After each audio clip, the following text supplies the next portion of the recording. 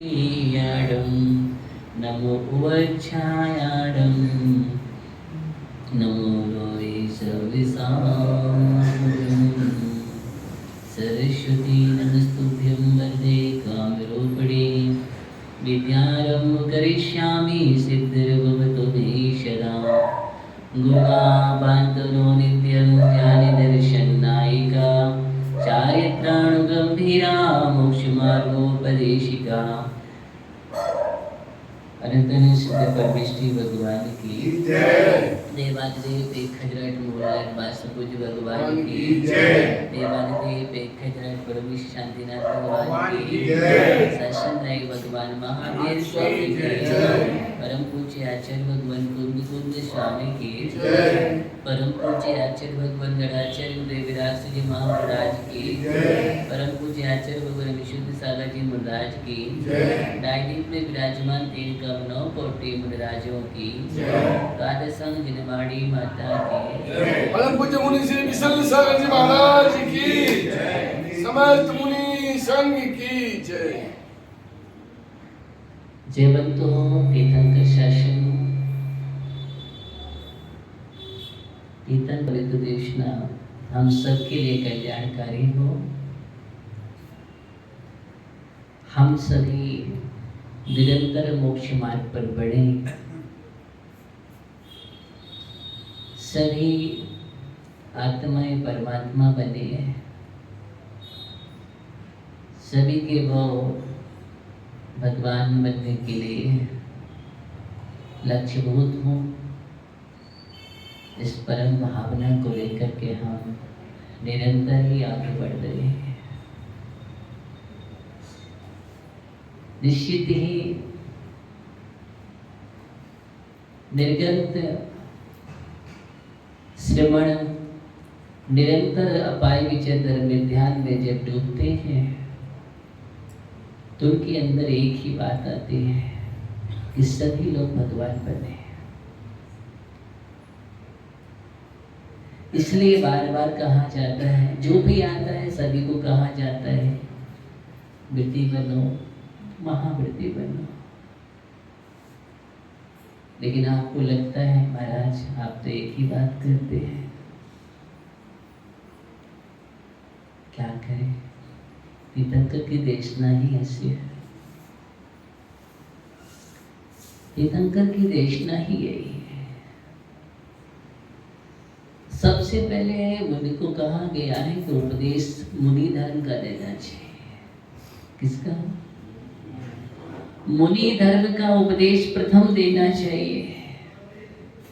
आप कहते हैं महाराज पहले श्रावक बनाने की बात करो, तो तीर्थंकर के देशना कहते हैं कि पहले मुनि बनाने की बात करो। आगम कहता है कि पहले मुनि बनाने की बात करो। आप कह रहे छोटे छोटे नियम देने की बात करो, धीरे धीरे विकास हो। कि ऐसा कहीं लिखा नहीं है आगम में।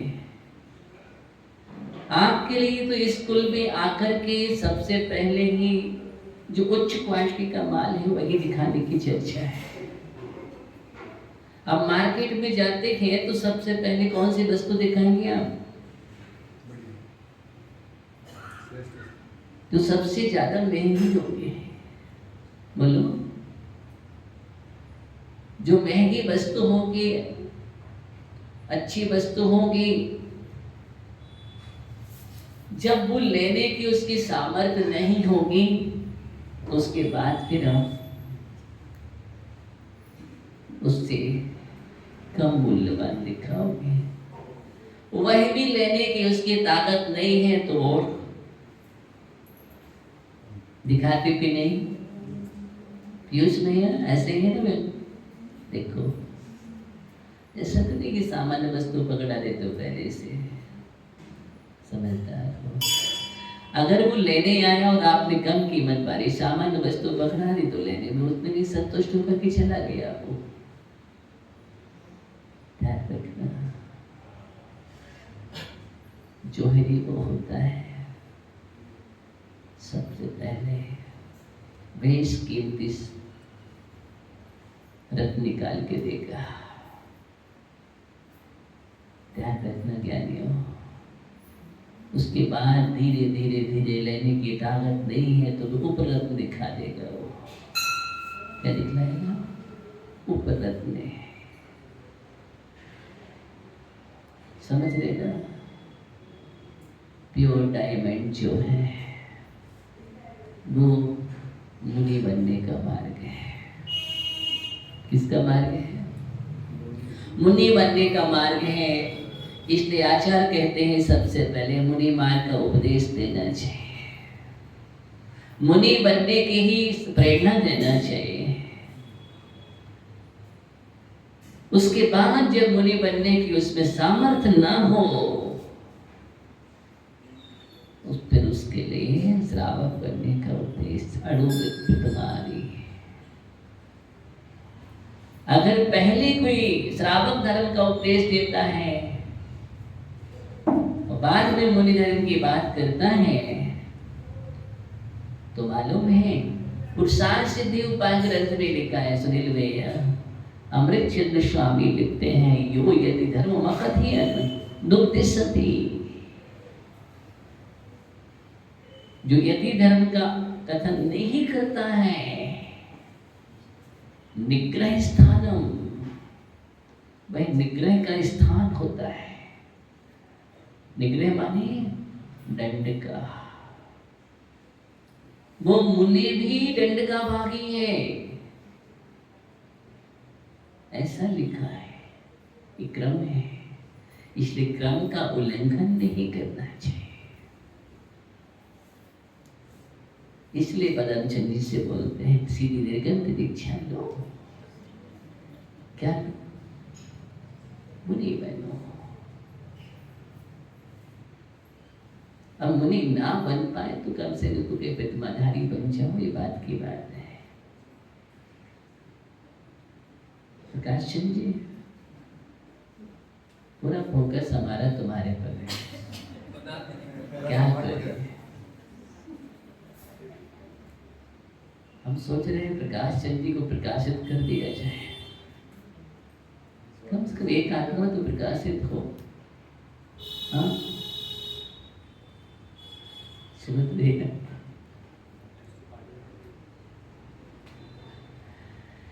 तो मैं बात कर रहा हूँ कि क्रम है, विधि है, दो ही बात है, श्रावक धर्म और मुनि धर्म। पहले मुनि धर्म का उपदेश, फिर श्रावक धर्म का उपदेश। आप पुराणों में पढ़ेंगे, शास्त्रों में पढ़ेंगे, वहां भी राजा महाराजा सम्राट अपनी प्रजा के साथ उपदेश सुनने के लिए जाया करते थे। अब मुनिराज उपदेश सुनाने आते हैं, बदल गया समय। मुनिराज विहार कर कर के उपदेश देने आते हैं। अब पहले मुनिराज जंगलों में साधना कर रहे हैं, सम्राट अपनी प्रजा के साथ वंदना करने के लिए पहुंचते थे और वंदना करने के बाद उपदेश के निवेदन करते थे, भगवान हमारे आत्महित के लिए, कल्याण के लिए कुछ मार्ग बतलाए। पहले यही सोचता कि मेरे आत्म कल्याण के लिए कुछ उपदेश दीजिए, और अब बदल जाएगा मुझे कि भगवान कुछ मुझे ऐसा आशीर्वाद दीजिए कि मेरी दुकान अच्छी चलने लग जाए, मेरा व्यापार बढ़ जाए, मेरा भवन वगैरह बन जाए। कुछ कहेंगे कोई संतान मांगेगा तो संतान की कोई संसार मांगेगा, समझ रहे ना। पहले ऐसा नहीं था, सीधा पहले कल्याण मार्ग का उपदेश किया है। उपदेश देने के लिए जो लेने के लिए पहुंचता था, हित का मार्ग, वो प्यास अलग प्यास थी। और उस समय एक बार उपदेश से बिना तो कितने लोग मुनि व्रत धारण कर लेते थे, बहुत लोग अड़ो व्रतों को धारण कर लिया करते थे। और अब तो आपको निरंतर निरंतर उपदेश मिलता है और देने आते हैं महाराज।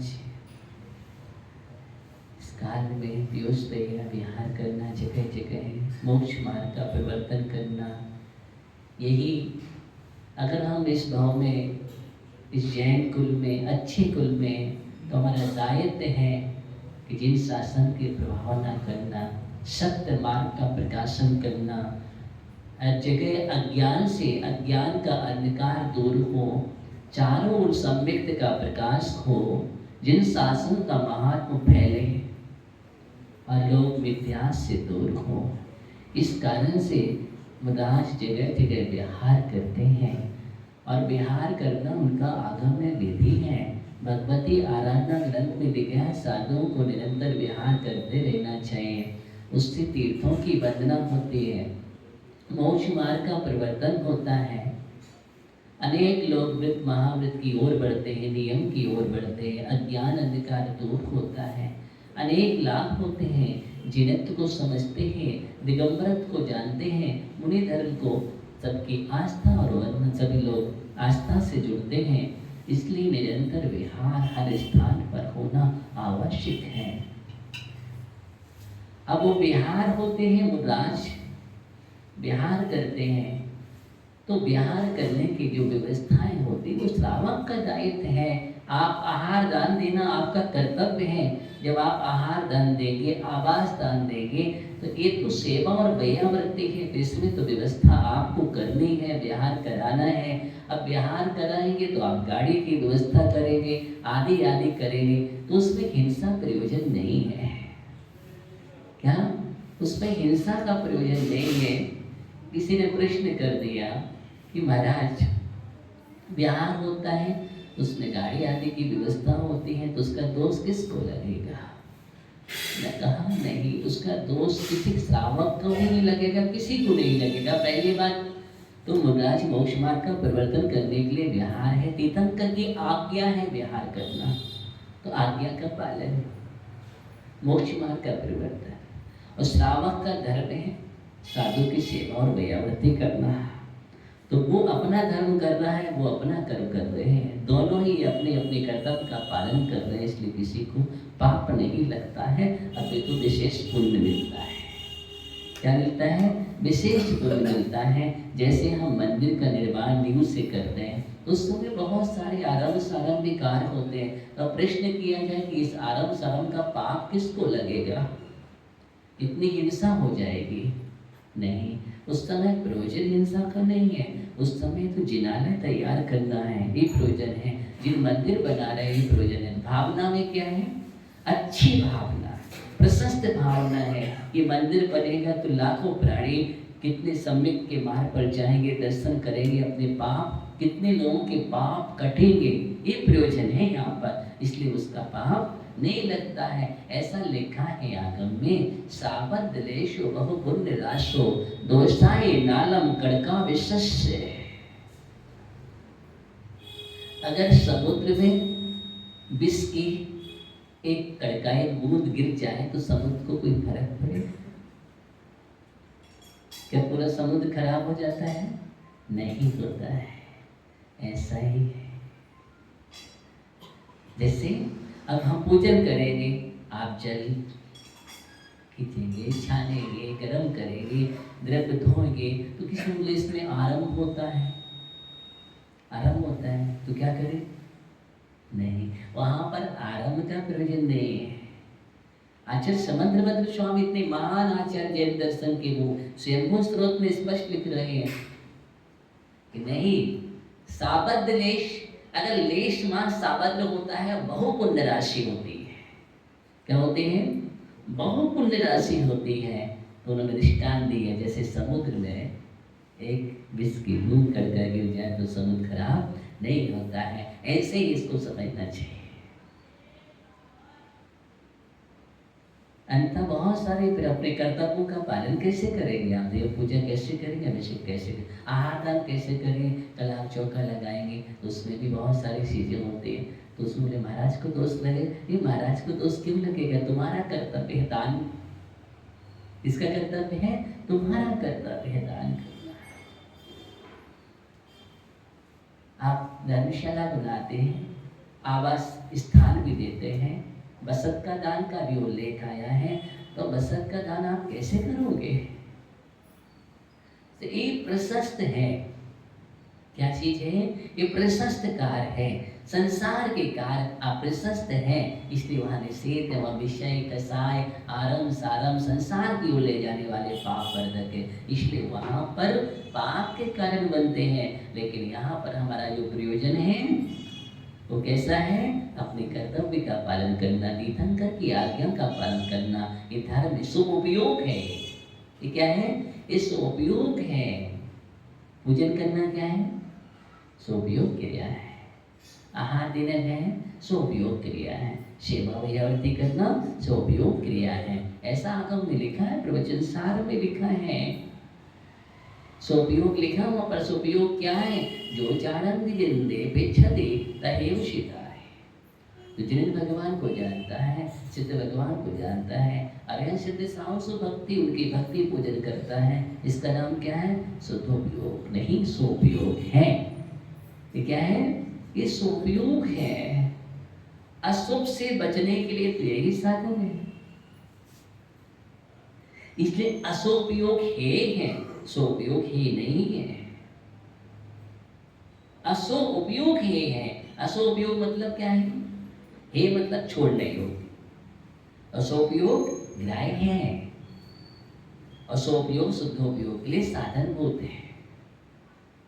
इसके लिए शुद्धोपयोग के लिए साधनभूत सोपयोग है, और गृहस्थ शावक के लिए सोपयोग ही करेगा, वही उसका धर्म है, क्योंकि उसको शुद्धोपयोग होता नहीं है।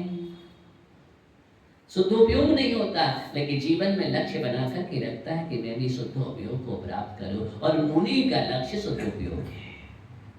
मुनि बना जाता है तो शुद्धोपयोग के लिए, और श्रावक धर्म शुद्धोपयोग के लिए। क्रम है, ये क्रम है, इसलिए हम इस क्रम का भी ध्यान रखना चाहिए। अशुभयोग से बचना बहुत जरूरी है। विषय कसाय ये सब क्या है? दुष्ट मन, दुष्ट गोष्ठियां, निंदा, उन्मार्ग, ये सब अशुभयोग है। विषय कसाय युगाडो दुस्सुधि दुश्चित्ते दुच्चको ठिजदो उग्गो उम्मग परो सो उपयोगो असो तस्य। प्रवचन सार की कहता है ये असो उपयोग कहलाता है। इसलिए हमें किन से बचना चाहिए?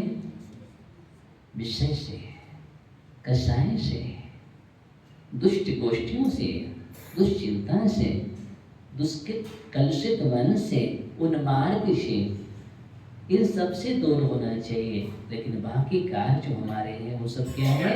सोपयोग की दशा है। इसलिए हम अपने जीवन में सोपयोग की ओर बढ़े। क्या बढ़े? सोपयोग की ओर बढ़े।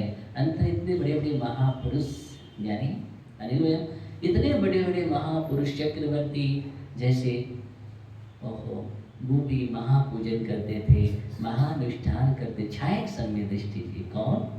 छायक सम्य दृष्टि जीव जैसे जीव भी भगवान के पूजन करने में लीन होते थे, मुनियों को आहार दान करने में, बड़गान करने में। आप क्या ओहो, वो तो जंगल में भी आहार दान दिया करते थे। पढ़ा है ना पुराणों में? वहां भी उन्होंने अपना तंबू लगाया और वहां भी मुनियों का आहार दान दिया। ऐसे ऐसे नियम नहीं कहीं भी हो जाए, लेकिन अपरगाहन करना हमारा कर्तव्य है, आहार देना हमारा कर्तव्य है। अभी हम तो भूल जाते हैं, नहीं हम तो बाहर जा रहे हैं, हम वहाँ जा रहे हैं, हम ये कर रहे हैं, कैसे बनेगा? कई लोग कहते हैं नियम की छूट, वे बाहर जाते हैं तो नियम की छूट। अरे क्या है छूट? ये छूट शब्द कहाँ से आ गया? ऐसा आगम में कोई व्यवस्था नहीं है ज्ञानी, कहीं भी नहीं है। इसका मतलब आप अपने नियम में कटिबद्ध नहीं है, पक्के नहीं, कमजोर है आप कहीं ना कहीं। अरे कुछ भी हो, चाहे बाहर हो चाहे कहीं भी हो, नियम तो नियम होता है, प्रतिज्ञा तो प्रतिज्ञा होती है। प्राण जाए पर प्रण ना जाए। क्या जाए? प्राण जाए लेकिन प्रण नहीं जाना, इसका नाम नियम है। और वही नियम कार्यकारी है, फलित होता है। देखो वो हिरण की रस, वो श्यार, क्या बतला रहा था मैं? श्यार रात्रि पानी का त्याग कर दिया तो कर दिया, उसने नहीं सोचा मेरा क्या होगा। अब वो जैसे ही बावड़ी में, जबकि बाहर एकदम उजेला था, प्रकाश था, और बावड़ी में वो पानी पीने के लिए जाता है, वहां देखता है अंधेरा है। क्या है? अंधेरा है। क्या करे? हम उसके स्थान पर होते तो क्या करते? ये टॉर्च लाओ, लाइट की व्यवस्था कर दो।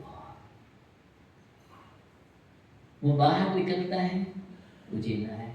अनेक बार प्रयास किया, लेकिन जब उसने अंधेरा पाया बावड़ी में, तो पानी नहीं पिया उसने। और हमारा नियम अगर रात्रि भोजन त्याग का है तो हम देखते रहेंगे, अभी तो उजेला है, अभी तो चलता है, इतना बाहर दिख रहा है ना, हाँ दिख रहा है। हाँ, एक सियार जैसा चीज देखो। आलोकित पान भोजन की चर्चा है आगम में। कई लोग प्रश्न कर लेते हैं कि बोले लाइट के प्रकाश में आहार बनाने में क्या दिक्कत है? अंधेरा पड़ रहा है तो लाइट जला लो, क्या दिक्कत है? बहुत बड़ा दोष लगता है। अरे आप पढ़ो तत्वाश्रुत में आलोकित पान भोजन लिखा है। क्या लिखा है? आलोकित पान भोजन का मतलब है सूर्य के प्रकाश में, जहां पर सूर्य की किरणें पड़ रही हो, सूर्य का प्रकाश आ रहा हो, नेचुरल प्रकाश की चर्चा है बनाने की। शुद्ध आगम में कहीं नहीं ऐसा लिखा हुआ है, इसलिए कृत्रिम का उल्लेख नहीं आया है। दोस्त लगता है जब हम मूलाचार को पढ़ेंगे देखेंगे तो बहुत सारी चीजें ऐसी हैं जिसको हम कह तो देते हैं सरल है, एक और कहते हैं मुदाज को चर्या अच्छी करना चाहिए, और उस चर्या में साधक किसको बनना चाहिए? बोलो। वहां लिखा है 46 दोषों को टाल करके ऐसा समिति। क्या लिखा है? 46 दोषों को टालना पड़ता है मुद्राज के लिए। 32 अंतराय और 46 दोष। कितना मूलाचार का ध्यान रखना पड़ता है उस समय। आहार लेते हैं और उस समय इतना बड़ा मूलाचार का ध्यान रखना पड़ता है। आपको तो थाली आई और भोजन किया जी देखो, और उनको कितना उपयोग रखना पड़ता होगा, उनका पूरा मूलाचार चलता है उस समय। कहीं फलाना दोस्त, फलाना दोस्त, फलाना अंतराय, सब कुछ ध्यान रखना है। इन सबको टाल करके उष्ण यष्ण समिति है। सामान छीनते हैं। एक आहार लेना भी सामान नहीं है, एक बार आहार लेना है वो भी सामान नहीं है, ध्यान रखना। एक बार आहार लेने में भी कितना बड़ा ध्यान रखना पड़ता है। एक है बुनिचर्या। इसलिए जो है वो सही आगम विधि है तो है, इसलिए हमको पूरा प्रयास, पूरी चर्या प्रयास कराना चाहिए। जो चर्या एकदम आगम विधि से प्रयास करो, आप सही पालन कराओगे तो वहाँ साधना अच्छी होगी, साधना अच्छी होगी तो ज्ञान वृद्धि होगी, ज्ञान वृद्धि होगी तो जिन शासन का प्रकाश प्रभावना अच्छी होगी, लोग विद्या ज्ञान से दूर हटेंगे। बहुत सारे कारण, एक कारण पर बहुत सारे कारण टिके हुए हैं।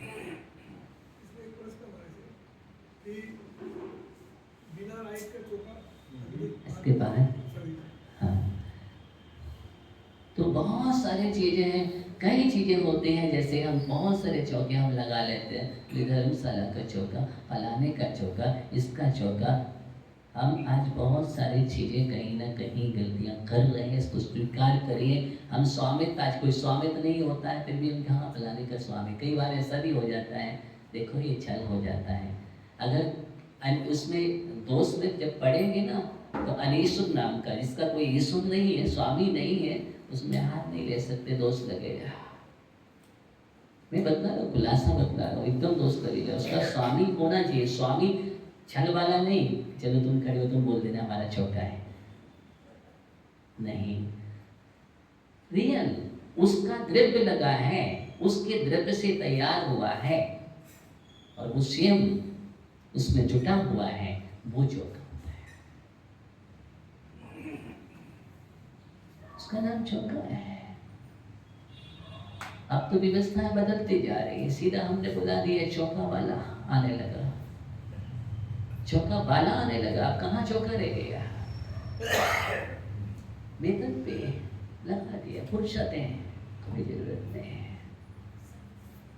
आ रहा है सामूहिक, सब एक एग्जाम्पल दे रहा हूँ, जहाँ हो रहा है वहाँ की बात को, जहाँ अच्छा हो रहा है वहाँ की बात नहीं कर रहा हूँ। सत्य तो बतलाना चाहिए, जो विधि है वो तो बतलाऊंगा। बहुत सारे दोष लगते हैं, कई दोष लगते हैं एक चौके में, मूवी दोष है। अब आप कहें क्यों? उद्दिष्ट त्याग है, सब कुछ त्याग है। अब बदलाव निश्चित हो गया ना, वो चौका तो निश्चित है, महाराज जाएंगे तो वही। बोलो कहाँ जाएंगे? क्या सोचेंगे? बहुत सारी चीजें हैं जिसको हमें ध्यान में रखना चाहिए। रास्ते के बिहार की परिस्थितियां अलग होती हैं, वो भी आप चाहें तो आप ही बनाएंगे परिस्थिति, हमारे तो है।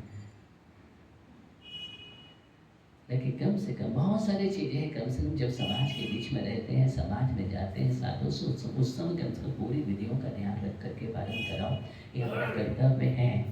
और अपने भी कर्तव्य का पालन करो, मुनिचर्या का भी पालन हो, श्रावक चर्या का भी पालन हो, यही धर्म है, नहीं कह रहा हूँ। और इसको विधिवत संपादित करना हमारा कर्तव्य है। क्या है? हमारा ही कर्तव्य है। इतना मैं संकेत कर रहा हूँ, कर्तव्य आपका ही बनता है। बात क्या कर रहे थे कि हम अपने जीवन में सबसे पहले मुनि धर्म का उपदेश दिया जाता है। क्या चल रही थी बात? सबसे पहले मुनि धर्म की बात करते हैं, इसलिए मुनि बनाना चाहिए। फिर बात अलग है कि मुनि बनने के वो योग्य नहीं है। अब आप इतना भी मत नहीं, हम तो मुनि दीक्षा लेना चाहते हैं। और कभी कभी गुरु ने देखा कि मुनि बनने के तुम योग्य नहीं हो, या तुम्हारी वो गुरु के अधीन है। किसके अधीन है? वो गुरु के अधीन है। किसको कैसे बढ़ाया जाता है, क्रम भी है। अगर वो जिस योग्य है उसको फिर उतना ही बढ़ाना है, उतना ही बढ़ाना। अगर इतने की योग है तो इतना बढ़ाइए। अगर वो क्षुल्लक पद के योग है तो पहले उसको क्षुल्लक बनाइए, क्षुल्लक बना करके उसको साधना कराइए, उसके बाद मुनि बनाइए। ये क्षुल्लक इल्लक जो भी व्यवस्थाएं हैं वो मुनि बनने के लिए, मुनिचर्या के लिए, कि मुनिचर्या का अभ्यास कीजिए। इसका मुनिचर्या का अभ्यास कीजिए। 7 परिणामों से गुरु के चरणों में रहिए। गुरु के कंठों में लिखने का आगम्य समंद्रभद्र स्वामी लिखते हैं, गुरुपकंठे क्षुल्लक इल्लक वृद्धि क्या रहना चाहिए? गुरु के कंठ में रहना चाहिए। गुरु के कंठ का मतलब कंठ में नहीं, गुरु के चरणों में। कहाँ कि तू कंठ से लटक जाओ तो गड़बड़ हो जाएगा। कंठ का मतलब पास का मतलब गुरु चरणों में रहना चाहिए। और गुरु चरणों में रह करके सारी विद्या को सीखना चाहिए, चर्या सीखना चाहिए, ज्ञान लेना चाहिए, अध्ययन करना चाहिए। ये सब कुछ सीखना है। इसलिए कोई भी ऐसा विधान नहीं है कि क्षुल्लक इल्लक अकेले विहार करते रहे। मुनि को तो निषेध है ही, और क्षुल्लक इल्लक भी अकेले विहार करने का कोई उल्लेख नहीं है आगम में। सबको संग में रहना चाहिए। किसमें रहना चाहिए? संग में ही रहना चाहिए। यही विधि है। और स्पष्ट इस मामले में श्रावक को भी एकदम सावधान होना चाहिए। श्रावक को भी मैं स्पष्ट कह रहा हूँ, अगर ऐसी प्रक्रिया बनती है तो इतना हाथ जोड़ करके निवेदन करो कि महाराज नहीं, एक प्रक्रिया अच्छी नहीं है। आप संग में जाइए, संग में रहिए, गुरु के पास रहिए, कोई बुराई नहीं है उसमें, कोई बुराई नहीं। विनय पूर्वक निवेदन करने में हमारा कर्तव्य है, बनता है। इसलिए एक दूसरे का परस्पर उपरुचि भाना। क्या करना? कोई हमारा बहन नहीं है, कसाई नहीं है, कोई राग द्वेष नहीं है। हम यही चाह रहे हैं, आपके लिए अच्छा चाह रहे हैं कि कम से कम आप जिस मार्ग पर निकले हैं आपकी चर्या अच्छी हो, आगम अनुकूल हो, और आप हमें भी भगवत उपदेश दें कि हम भी अच्छे मार्ग पर बढ़े। क्या कि हमें भी उपदेश दें, हमारी भी शिथिलता दूर हो, आपके अंदर भी ना आए, ये भावना रखते हैं। क्या रखते हैं? ये भावना रखते हैं। तभी मोक्ष मार्ग सही तरीके से चलता है। तो बात मुनि बनने की चल रही है, इसकी चल रही है मुनि बनने के लिए मुनि मार्ग की चर्चा कर रहे। बनना तो आपके ऊपर डिपेंड करता है, जब आपके अंदर वैराग होगा, ध्यान रखना। और वैराग तत्व चिंतन से आता है। किससे आता है? वैराग्य भी तत्व चिंतन से आता है। और जब आप वास्तव में अपने आप में बैठोगे तभी तत्व चिंतन बनेगा। ऐसा नहीं कि तत्व चिंतन क्या चीज है। तत्व चिंतन अपने आप में बैठना, अपने लिए थोड़ा सा समय निकाल करके हित के मार्ग पर लगाना, ये तो हमें बैठना ही पड़ेगा। अगर हम नहीं सोचे ऐसा ही जीवन निकाल दे तो नहीं, ऐसा जीवन निकालने के लिए नहीं मिला है। ऐसा जीवन तो आपने कई बार, फिर आप कहेंगे भाव भाव में पढ़ेंगे ना, कभी कभी कहीं कहीं पढ़ लेते भाव भाव में दान की, भाव भाव में पूजन की, नहीं भाव में, ये सब मिलता है ना। इसका मतलब ये नहीं है। कहाँ कहाँ पढ़ते हैं?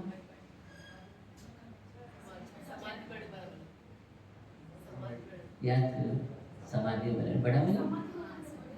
हाँ, उसका मतलब ये नहीं है कि आप ये करना छोड़ दो। उसका मतलब ध्येय है कि हम भगवान की पूजन कर रहे हैं तो किसके लिए कर रहे हैं? अभी सुमित भैया आप पंक्ति पढ़ रहे थे, कितनी अच्छी लगी। ओहो, क्या थी सचिन भैया?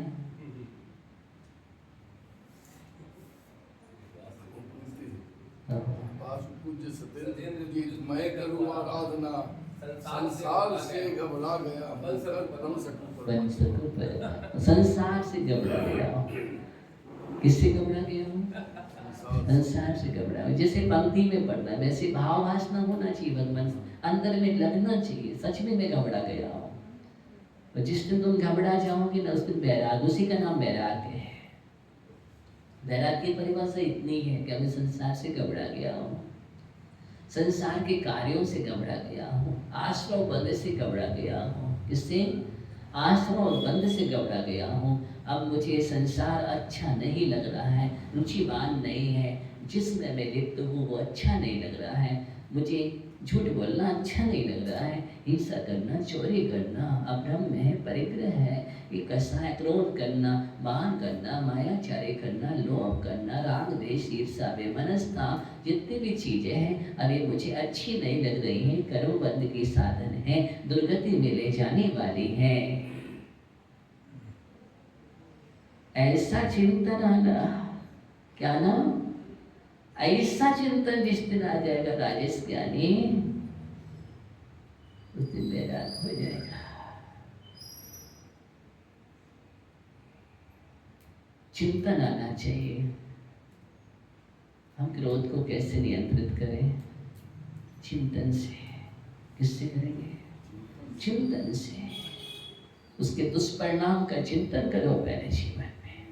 क्या करो? उसके दुष्परिणाम का चिंतन करो। दुष्परिणाम का चिंतन जब बनने लगेगा तो फिर आप उससे सावधान होंगे। जहर को जहर मानोगे, आग को आग मानोगे तो सावधान होंगे। होगे कि नहीं?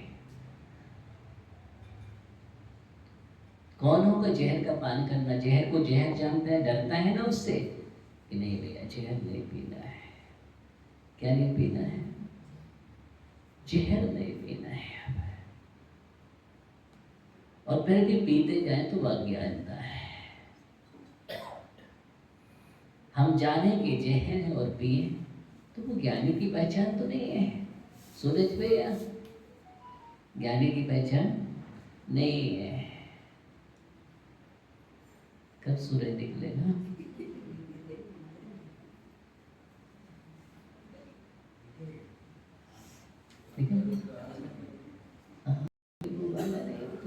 निकलता है, उदय अस्त की बात नहीं कर रहा हूँ। उदय तो उदीयमान रहे। क्या रहे? उदीयमान रहे, अस्त ना हो।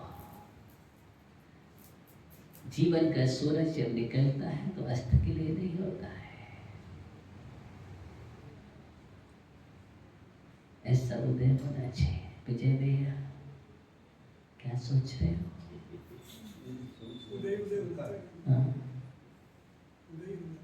होना चाहिए। तो हम अपने जीवन में सुमंत भैया जब पंक्तियां पढ़ो ना ज्ञानी तो मन में गांठ बांध लेना। कसाई वाली नहीं, रागद्वेष वाली नहीं, एक गांठ ऐसी बांध लेना, भगवान कुछ भी हो जाए हम निर्गंत दीक्षा लेंगे। सचिन भैया घबरा गया। वाह,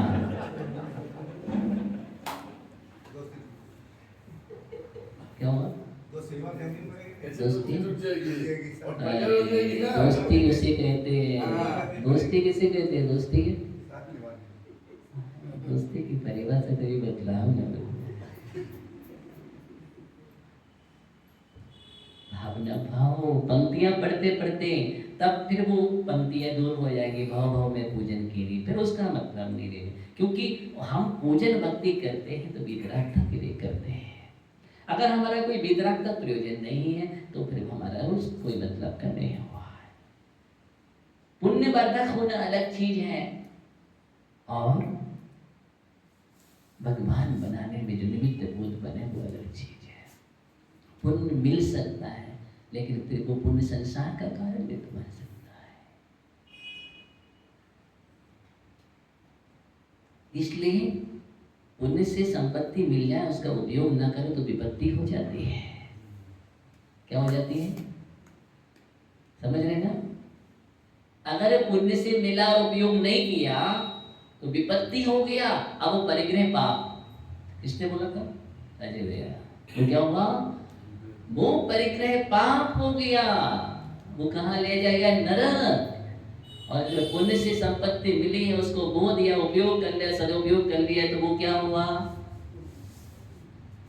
वो पुण्य हो गया, वो पुण्य हो गया। वो आगे तुम्हें उद्धार कारक बन जाएगा। भोगना पाप है, बोना पाप नहीं लिखा है। समझ रहे? मूर्छा परिग्रह क्या लिखा है छोटू भैया?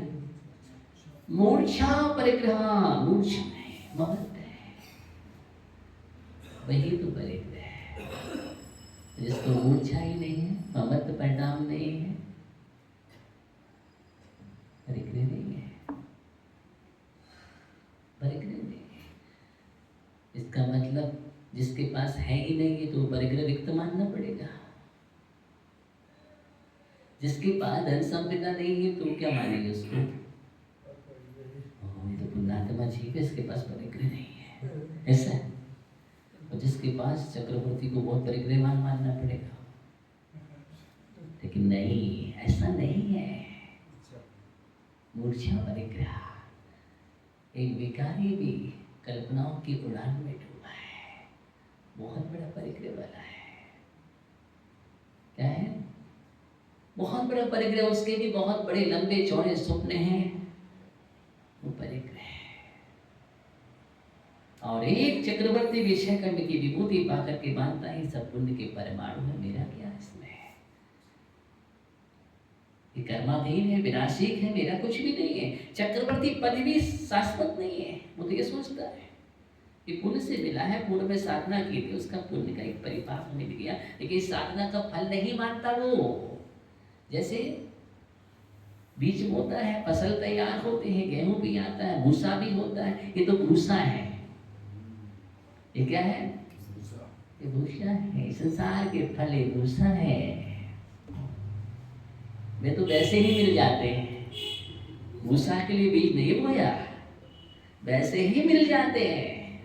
ये संसार की संपदा संपत्ति सब क्या है? भूसा है। लेकिन जो फसल अनाज है वो फल है, वो लगता है मोक्ष में। साधना आराधना का फल क्या है? वो है। बाकी ये सब चीजें इसके लिए नहीं बोता बीज। ऐसे हम भी साधना पूजन भक्ति इसके लिए नहीं करते हैं। इसके लिए करते हैं, इसके लिए नहीं करते हैं। ज्ञानी ऐसा शांतिनाथ कुंथनाथ रहनाथ तीर्थंकर हुए, 3-3 पद के धारी हो गए हैं। ऐसी साधना है कि उनको 3 पद एक साथ मिल गए। आज भी हम देखते हैं एक व्यक्ति कई पदों का धारक हो जाता है, कई पदों का धारक, सब पुण्य के दिन है। लेकिन मोस्ट पद तो वहाँ पर चक्रवर्ती नहीं, कामदेव नहीं, अपितु क्या था? तीर्थंकर था। क्या था? तीर्थंकर था। लेकिन प्लस में चक्रवर्ती भी हो गए और कामदेव भी हो गए। वो कुछ लोगों का लॉस भी करा दिया। हाँ, अगर वो सिंगल पद धारण करते तो शेष लोग धारण कर लेते हैं। क्योंकि पुण्य के परिमाण विशेष कहते हैं। कहने का मतलब ये था। तो मुख्य तीर्थंकर चक्रवर्ती और कामदेव एक साथ पधारण कर सकते हैं, कोई दिक्कत नहीं है।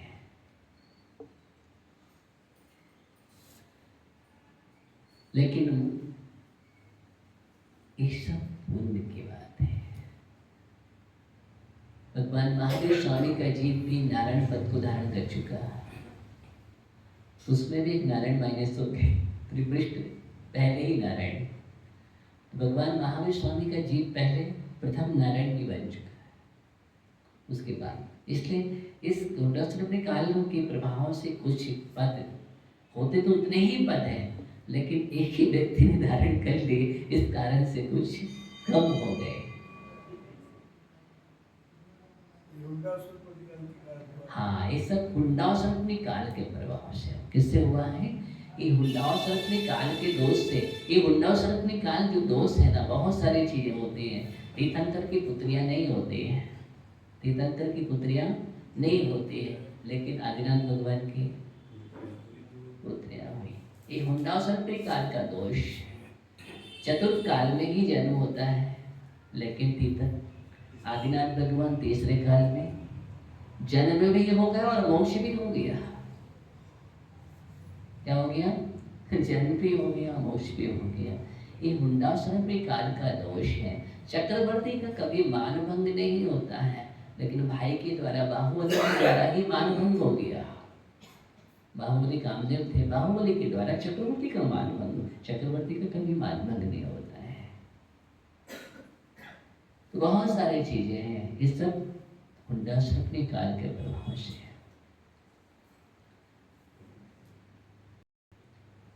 तो हम अपने जीवन में, समय आपका हो गया है, मैं बतला रहा था कि जीवन में हम जो भी करें, आराधना करें, भक्ति करें, उसमें एक अच्छी भावना रखें। क्या रखें? निर्मल भावना रखें। देखो, बैराग की चर्चा तो इसलिए जरूरी है, राग की चर्चा तो जगह जगह मिल जाएगी, लेकिन बैराग की चर्चा जहाँ मिलती वही मिलेगी, जहाँ वही मिलेंगे। ये बात ध्यान रखना। कि कोई हर जगह, मार्केट में हर जगह रखा हो है क्या? नहीं है ना? तो समझ रहे ना, जहाँ मिलेगा वही मिलेगा। आप समझ रहे? इसलिए जो चर्चा होना चाहिए वही चर्चा होना चाहिए। मैं ये बात कह रहा हूँ आपसे। इसलिए तत्व की चर्चा का आनंद लो। किसका लो? तत्व चर्चा का आनंद लो। आनंद होता है साधु के उपदेश में, मजा नहीं होता है। कई लोग मजा नहीं आया, कुछ आज बहुत मजा आया। क्या आया? समझ रहे? आज बहुत मजा आया। अरे नहीं, आनंद आया। क्या आया? आज तत्व का बहुत आनंद आया। क्या बोल रहे हैं? तत्व का बहुत आनंद आया, क्योंकि मजा आपका गुण नहीं है, आनंद आपका गुण है। क्या है? आत्मा का गुण आनंद है। आनंद परमानंद है। कहीं मजा लिखा क्या? नहीं, इसलिए मजा नहीं है। शंकर लाल जी सुन रहे हो?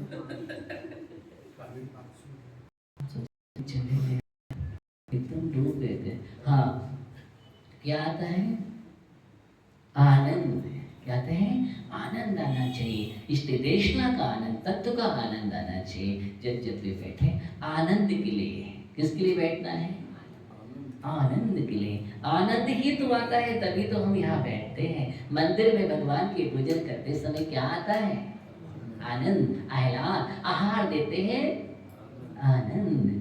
पूजन भक्ति जाप अनुष्ठान करते हैं तो आनंद, आनंद के लिए। क्योंकि वो आनंद कहीं नहीं मिलता है मुझे, दुकानों में नहीं मिलेगा, नहीं मिलेगा, होलसेल में भी नहीं मिलेगा, कहीं भी नहीं। अगर होलसेल में आनंद चाहिए तो यही मिलेगा। वो होलसेल की दुकान है और कहीं नहीं है आनंद जहाँ मिलता है। इसलिए आनंद के लिए हम आते हैं। किसके लिए आते हैं? आनंद के लिए। हम कहते हैं ना भव्य वेदी बन जाएगी, भगवान विराजमान हो जाएंगे, कहते हैं आनंद है। क्या आह्लाद आ रहा है, क्या आ रहा है, आह्लाद आ रहा है। अभी नहीं, अभी आप देखते तो कैसे लगता है, और जब उसके बाद देखेंगे तब क्या बोले, अपूर्व आनंद आ रहा है। ऐसे ही बोलेंगे ना, उस समय मजा आ रहा है, अपूर्व आनंद। भगवान की प्रतिमा का दर्शन करेंगे, कहीं ऐसा लिखा है प्रतिमा दर्शन करने से मजा आया, नहीं। क्या लिखा है, आनंद। आज मुझे अपूर्व आनंद की अनुभूति हो रही है।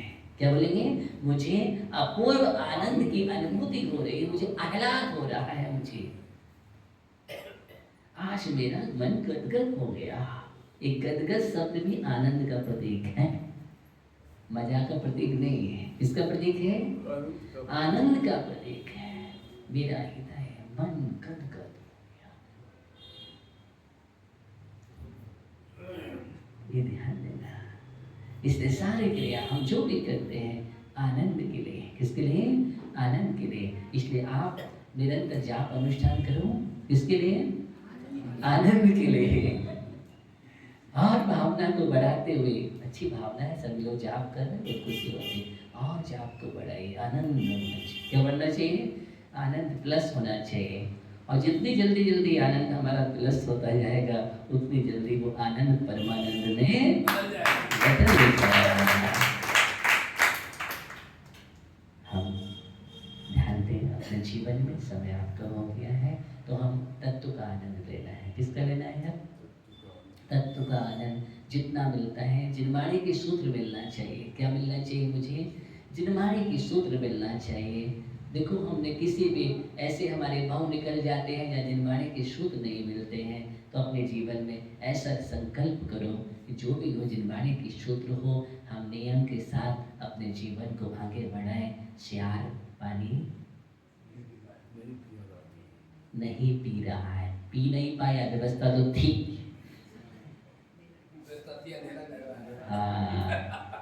लेकिन अंधेरा अपने संकल्प के कारण। किसके कारण, संकल्प के कारण। हम होते तो क्या करते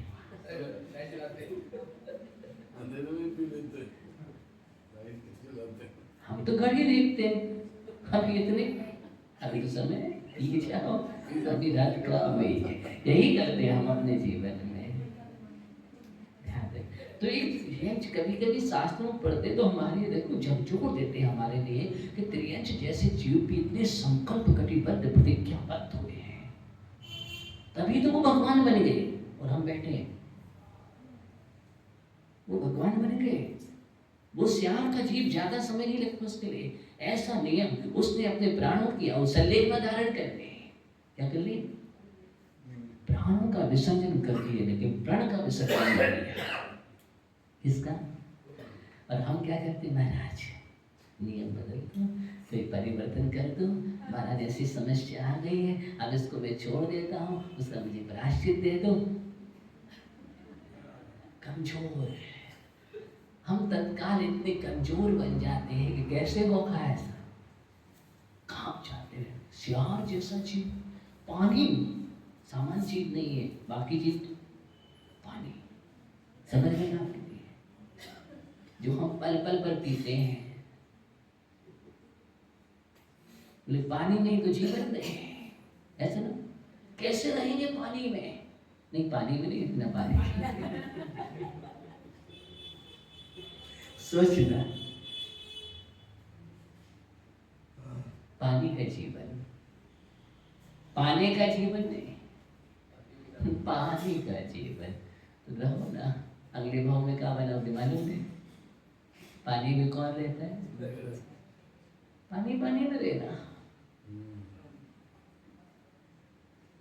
इतनी आसक्ति नहीं होना चाहिए, इसलिए छोड़ नहीं पा रहे, शाम तक नहीं, सोने के पहले भी पानी पी करके, पानी पी करके